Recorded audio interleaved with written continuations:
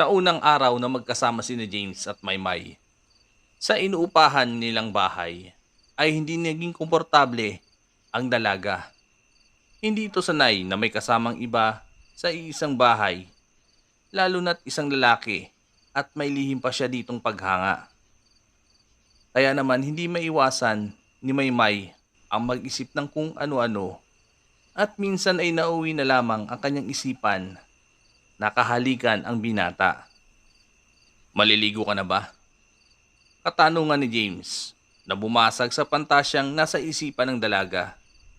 Ah, um, mamaya na lang. Sige, mauna ka na. Sagot naman nito. Sige, mauna na ako. Pumasok si James na may daladala itong mga damit na pamalit sa kanyang mga maruming kasuotan. Saka pa lamang nakahinga si Maymay at ang kilig na kanyang nadarama ay kanya nang binuhos. Nilapitan pa niya ang bag ng binata at mabilis nitong kinuha ang isa nitong damit. Sa kanya ito inamoy. Kung may tangka kang gasahin ako, James, ay sisigaw ako kapag hindi mo itinuloy. Wika pa niya na tila kinakausap ang damit ng binata. Nadala naman ang dalaga sa panay-pantasya niya sa lalaki, kaya hindi niya namalayan ang paglipas ng mga minuto. Kaya naman nadatnan siya ni James na hawak-hawak niya ang isa sa kanyang mga damit na nakalagay sa kanyang bag.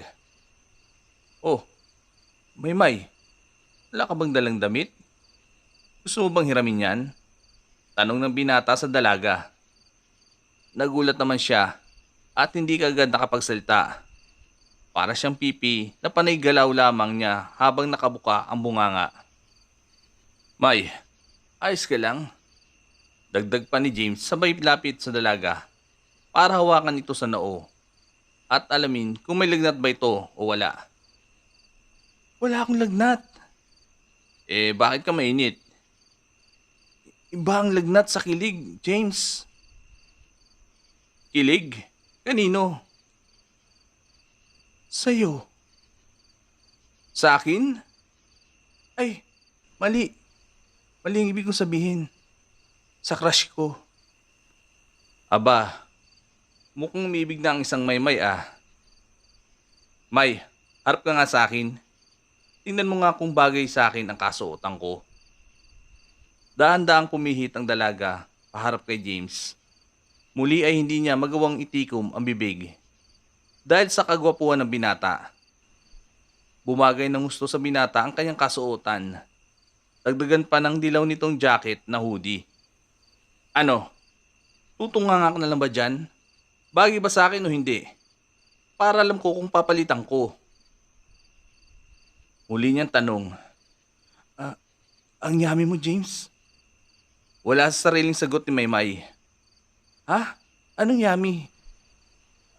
Ibig kong sabihin ang gwapo mo.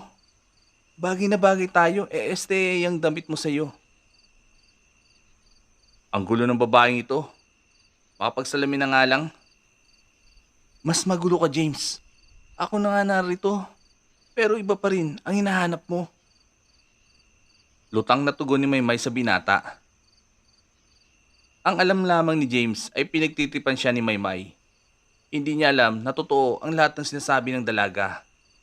At dahil sa kakisigan nito, ay hindi na napigilan pa ni Maymay ang sariling sabihin ang sinasabi ng kanyang puso. Kung alam mo lang, James, mas maganda ako kay Ella. Akitin kita dyan makita mo. Wika pa niya, pero nakalabas na si James, kaya hindi na niya iyon narinig. Palundag namang humiga sa kama si Maymay. Agad na niyakap ang unan. Sa kanya ito pinaghalikan. I love you, James. Sa'yo lang ako naging malandi ng ganito. Ay naku, kalma ka, self. Ikalma mo ang kipi mo. Parang baliw itong kinakausap ang sarili. Napapailing naman si James habang nasa labas ng pintuan. Sa talas ng kanyang pandinig ay dinig niya ang mga pinagsasabi ni Maymay. Lihim naman siyang natuwa at kinilig. Patawarin mo ko, Ella. Tila yata mabibigo ako sa pangako ko sa iyong ikaw lang ang magmamay-ari ng aking puso. Sambit niya sa kanyang isipan, saka siya huminga ng malalim. Dapit hapon na nang bumalik si James sa kanilang bahay. May dala itong burger at fries para kay Maymay. Nakatulog kasi ito, kaya hindi na niya inistorbo pa at para na rin makapagpahinga ito at may lakas siyang magpuyat mamayang pagsapit ng gabi. Nang tuluyan ang dumilim ang paligid, ay saka pa lamang niya ito ginising para makakain na rin bago sila lumakad. Agad namang kumilos si Maymay at pagkatapos niyang iunat ang kanyang mga kamay ay dumiretso muna siya sa banyo para magmumog. Pasuray-suray siya naglalakad pabalik na halatang inaantok pa. Kaya nakaisip ng kalokohan si James. O ito, para magising ang diwa mo, iniabot ng binata sa dalaga ang isang hamburger saka isang ice cold coffee. Sa unang kagat pa lamang ni Maymay, sa hawak niyang pagkain, ay kaagad nangang nagising ang kanyang diwa. Ah! Ang anghang! Sigaw niya, kasabay nun ang paghalpak ng tawa ni James na halos sumakit ang tiyan. Tinuga ng dalaga ang hawak niyang malamig na kape para maibsan ang anghang sa kanyang dila. Sarap no? Panloloko pang saad ni James sa dalaga. Salbahe ka? Dahil sa ginawa mo aagawin kita kay Ella. Padabog na saad ni Maymay. Saka uli siya kumuha ng isang hamburger. Pero sa pagkakataong iyon ay binuklat muna niya ang mga ito. At nang makasiguro siyang wala itong hot sauce, ay sinulan na niya itong kainin. Kung kaya mo, sagot naman ng binata. Naku James, kung hindi ako attractive di sana hindi mo ako sinama sa paglalakbay mo. Aminin mo na kasi mas maganda ako kaysa sa nobya mo. Prangka ka rin no? Halata ba? Oo, at madaldal pa. Talent ko yan pero hindi ako chismosa Pero James, yung totoo, kung wala ka bang nobya may pag-asa bang magustuhan mo ko? Ano bang klaseng tanong yan? Sagutin mo na lang. Ay nako, bilisan mo na dyan at lalakad na tayo. Ay, hindi sinagot. Okay, paghahanda na. Lumungkot ang aura ni Maymay dahil sa pagkadismaya na naramdaman naman ni James. Kaya naman bumuntong hininga muna ang binata sa kalakas loob na sinagot nito ang katanungan sa kanya. Oo, May. Aaminin ko, crush kita. Pero pinipigilan ko ang sarili ko kasi may nobya na ako. Hindi ka mahirap na magustuhan, May. Lalo't nasa katangian mo ang gusto ko sa isang babae na wala kay Ella. Napanganga naman at natulala si Maymay sa narinig. Hindi siya makapaniwala sa sinabi ng binata. Pero dahil sa seryosong ekspresyon ng mukha ni James, habang sinasabi niya ang litanyang iyon, ay walang rason para hindi maniwala ang dalaga. Tiklop ulo itong tumayo sa kasumunod sa binata na lumbas ng bahay. May bigla ang kasing naramdaman ng binata na kakaibang maitim na presensya na mas malakas kaysa sa mga nakaengkwentro na niyang mga aswang. Wala silang imikang naglakad papunta sa direksyon ng mga aurang iyon dahil kailangan nilang magmadali at baka makapambiktima pa ang mga ito ng mga inosenteng tao, lalo na't medyo may kalayuan ito. Pagdating nila sa lugar ay tahimik ang paligid. Gaya ng dati ay ramdam na ramdam ni James ang mga matang nakamasid sa kanila. Pero hindi nagtagal ay kusang lumabas ang mga ito. Maliban kay James ay si Maymay lamang ang sobrang nagulat at hindi inasahan ang masasaksihan. Inay, itay. Wika nito kaya napatingin sa kanya si James. Mga magulang mo ang mga aswang na yan? Oo, pero bakit sila nagkaganyan? Bakit? Dahil sa akin, sabat ni Enzo, na lumabas na din mula sa pinagkukublan nitong dilim. Anong ginawa mo sa mga magulang ko? Ano? Sa puntong iyon ay hindi na mapigilan ni Maymay ang mapaiyak. Nilason ko ang kanilang mga dugo at ginawa ko sila na aming kauri. Huwag kang mag-alala. Mamaya-maya ay magiging hapunan ka na rin ng sarili mong mga magulang. Wika ni Enzo. Saka ito nagpakawala ng malutong na halakhak. At sa tingin mo ba ay hayaan kong mangyari yun sa kanya? Ikaw ang mawawala sa mundong ito. Salot na kampo ng kadiliman. Nanggagalaiti na galit ni James sa halimaw. Huwag kang masyadong mayabang binata. Baka lamunin mo ang iyong sinasabi. Hindi mo kaya ang katulad ko. Ang anak ng pinakamataas na aswang na si Amang Saturo at Inang Ella. Ella? Natigilan si James dahil sa narinig ng mga pangalan. Samantalang si Maymay ay umiiyak na nakatingin sa kanyang mga magulang na naging mga aswang na matalim din ang tingin sa kanya. Kilala mo ang aking ina? Paanong nangyari yun? Isa ka lamang hamak na tao. Samantalang isang reyna ang aking ina sa aming tirahan. Kantsaw ni Enzo sa binata. Agad namang nakaisip ng plano si James.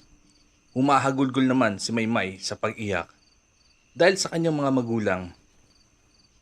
May, patawarin mo ko. Pero kailangan ko na silang tapusin. Hindi na din sila mga normal na tao at mga aswang na sila. Jack, na hindi ka na nila kikilalanin. Sambit ng binata kay Maymay. Sige James, ikaw nang baala. Inay, itay, mahal na mahal ko po kayo. Dala ng labis na pagdadalamhati ay biglang nahimatay ang dalaga. Natakam naman sa kanya ang kanyang ama't ina na tila masarap na pagkain ang nakahain sa kanilang harapan. Pero hindi hinayaan ni James na malapitan siya ng mga ito. Agad niyang inilabas ang kanyang sandata na kambal na espada. Bago pa siya madamba na mag-asawang aswang na naging mga malaking itim na aso, ay nakatarak na ang mga armas ng binata sa kanilang dibdib. Bagsak sa lupa ang mga magulang ni Maymay na nangingisay bago sila tuluyang mga naging abo. Nanlaki naman ang mata ni Enzo. Hindi niya inaasahan ang mga kaganapan. Ngayon ay nasaksihan niya kung anong klaseng nilalang ang naging sanhi, kaya hindi na nakabalik pa ang kanilang ibang mga kauri. Mukhang may ibubuga ka nga sa laban, binata. Pero hindi mo ako magagawang talunin. Sambit nito, saka siya nilipad ng kanyang mga kambal na dragon. Iniba naman ni James ang kanyang sandata. Pinalabas niya mula sa kanyang mga kamay ang kanyang mga gintong latigo. Gamit ng taglay na bilis at talas ng mga kuko, ay sinugod ni Enzo ang binata.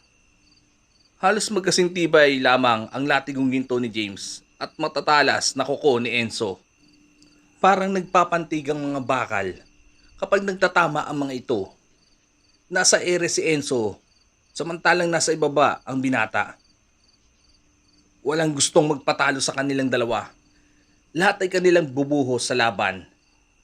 Ang alam ng binatang aswang ay lamang na siya sa laban. Lingid sa kanyang kalaman na may isa pang armas na itatago si James na siyang magdadala sa kanya sa mapait na pagkatalo. Tumutulong din ang kambal na dragon na nasa balikat ni Enzo. Nagbubuga ang mga ito ng maliliit na bolang apoy. Ang isang gintong latigo ni James ay ginagawa niya itong pang-atake sa kalaban. Samantalang isa ay kusa siya nitong pinoprotektahan. Hindi mo ko kaya, binata! Hindi mo ko kaya! Masayang singasing ni Enzo na lumipad pa ng mas mataas. Kumuha ito ng malaking buwelo para sa mas mabilis na pag-atake niya sa binata. Lihim namang napangiti si James. Sige lang, sambit niya at nang pabulusok ng binatang aswang na sinugod siya, ay agad niyang pinalitan ang kanyang armas. Hindi naman yon inaasahan ni Enzo dahil sa buong bilis niyang sinugod si James ay wala na siyang magagawa para iwasan ang dalawang gintong palasong pinakawala ng binata. Tumama ito sa magkabila niyang balikat na tumagos papunta sa katawan ng kambal na dragon. Dahil doon ay agad na namatay ang mga dragon na kakambal ng binatang aswang na naging sanhi para mawalan siya ng kakayang lumipad. Kaya bumagsak din siya sa lupa. Ah! Sigaw nito habang hawak-hawak ang mga balikat na sugatan at umagos ng itim niyang dugo. Bibigyan pa kita ng pagkakataon para mabuhay. Ipaalam mo sa iyong ama at ina na humanda sila sa muli naming pagkikita. Doon ay babawiin ko na sa ama mo ang aking pag-aari. Seryosong saad ni James. Wala namang magawa si Enzo kung hindi tanggapin ang kanyang pagkatalo. Sugatan siyang umatras sa laban at kumiripas ng takbo.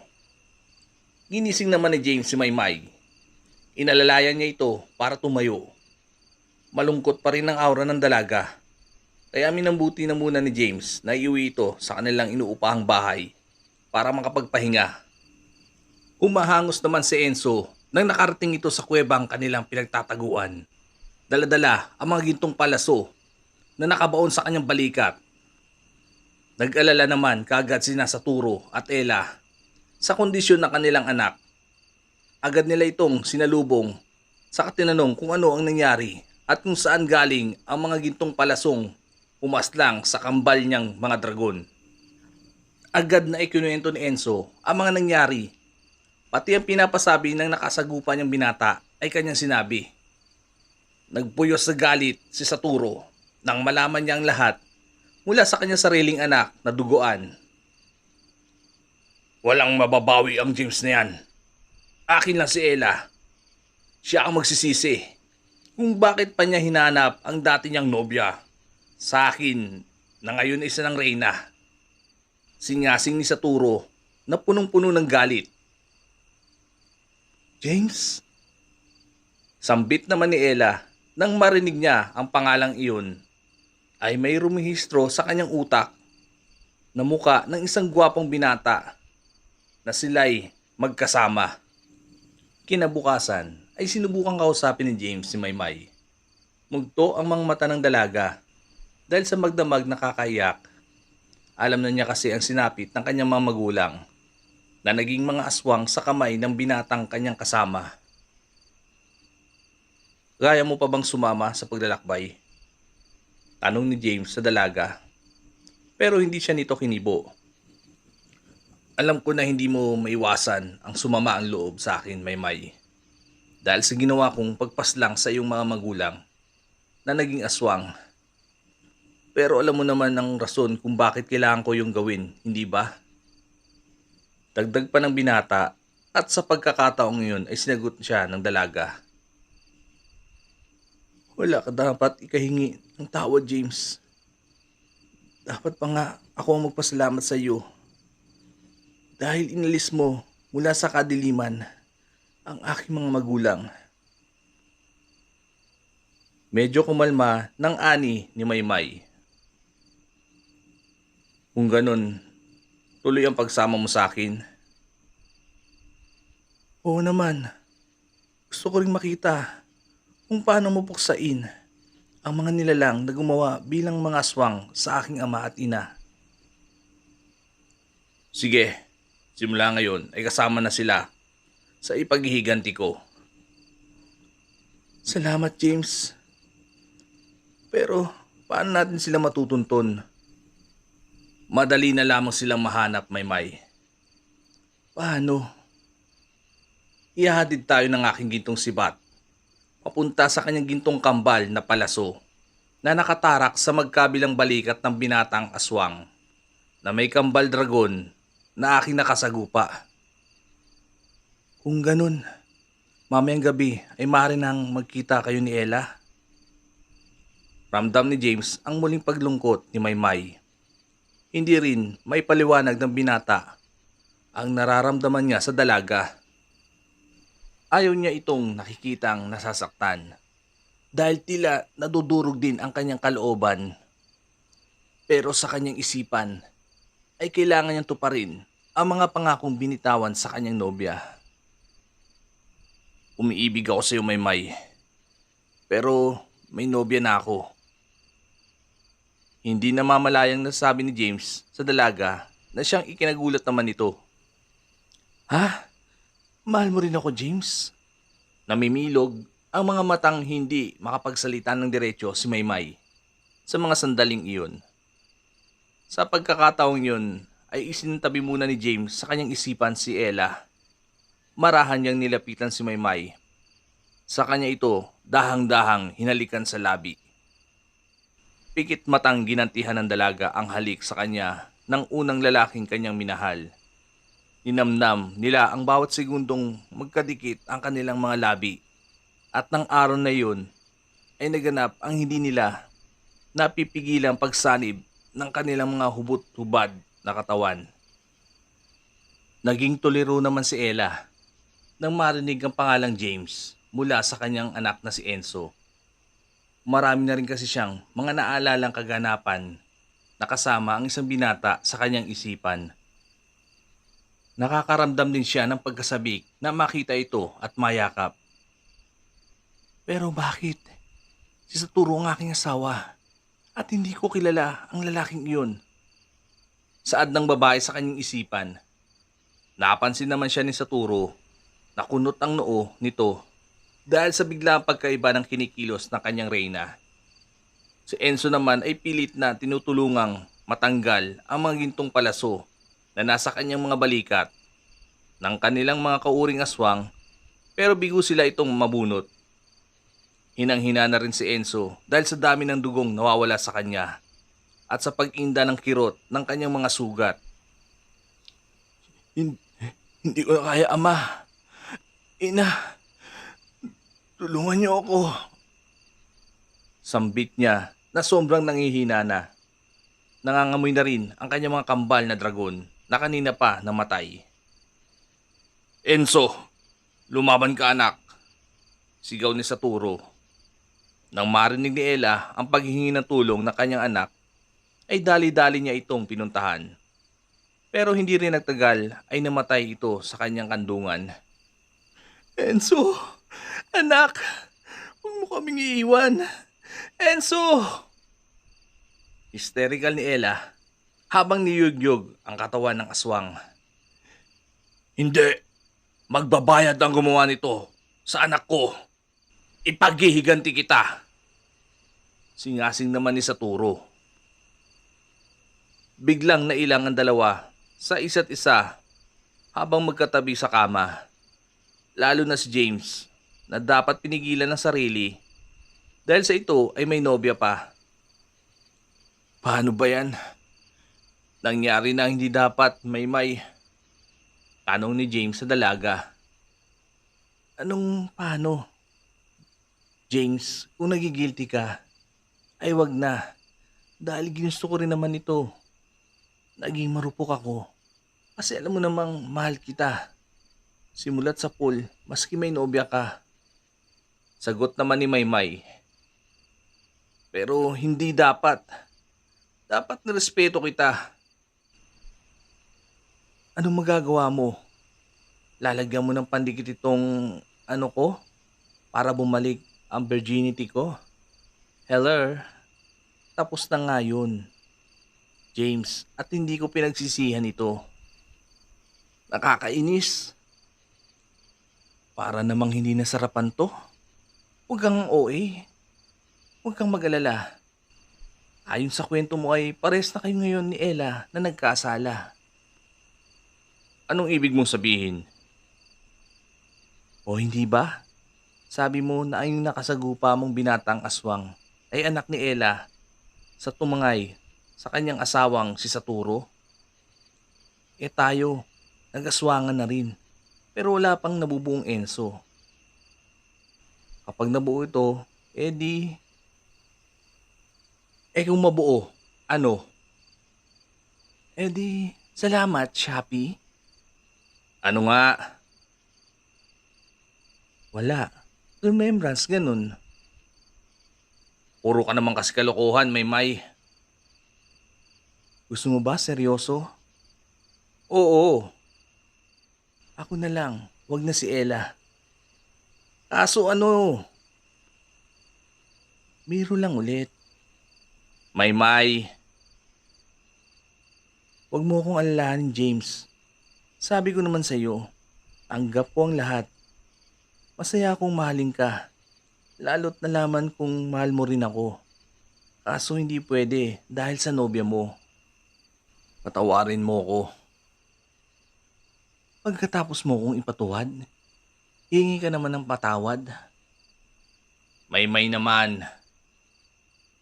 Che, ewan ko sa'yo, ang arte mo, ang tapang makipaglaban, lalo na sa kama. Tapos ang tanga pagdating sa pag-ibig. Ano? Wala. Sabi ko, wapo ka. Kaya nalaglag panty ko sa'yo. Ay, ewan ko sa'yo. Dahil sa pagkapikon, ay tumayo na lamang si James. Saka nagbihis. Tinatawa na naman siya ng mahina ni Maymay habang sinusundan niya ito ng tingin. Dax talaga itong si James. Namagaya yata ang ano ko. Sampit pa ng dalaga sa sarili. Bago nito hinanap ang mga kasuotan, saka agad ding nagbihis. Lumabas naman si James para bumili ng pagkain. Nakaramdam kasi siya ng gutom at alam niyang pati si Maymay ay tiyak kumakalam na din ang sikmura. Hindi talaga dapat nangyari yun sa amin ni Maymay. Hindi talaga dapat. Sambit ng binata sa kanyang sarili habang nagdadamog na naglalakad. Sa bukana na lamang ng kuweba, inilibing ni na sa Turo at Ella at ng kanilang mga kauri ang bangkay ni Enzo. Tinabunan na lamang nila ito nang inipon nilang mga tipak na bato bilang isang magulang ay sobrang sakit para sa dalawa ang pagkawala ng kanilang kaisa-isang anak. Magkagayon man ay may ibang sumusulpot sa isipan ni Ella na pansamantalang pumipigil sa kanyang pagdadalamhati. Ang binatang si James. Bakit pa na yung pagpapakita mo sa aking isipan? Sino ka bang lalaki ka? Ano ang koneksyon mo sa aking buhay? Sambit ni Ella sa kanyang isipan habang nakatanaw sa malayo. Pagkatapos kumain ng dalawa, ay ilang minuto na lamang bago sumapit ang gabi. Nakahanda na rin si James ng kanyang sarili para sa paglalakbay. James, pasensya na sa pangungulit ko. Paghingi ni Maymay ng pasensya. Ayos lang yun. Sige, gumaya ka na. Para mamaya pagdilim ng paligid ay agad na tayong kikilos. Gusto ko lang tapusin ang kasamaan ni sa Turo. Yun lang ba talaga ang dahilan? O nasasabi ka nang makita si Ella? Ha? O sige, maliligo na ako. Pasensya ka na ulit. Sige. Ramdam ni James na nagsiselo si Maymay kay Ella. Lalo tuloy siyang naguguluhan sa kanyang nararamdaman para sa kanilang dalawa.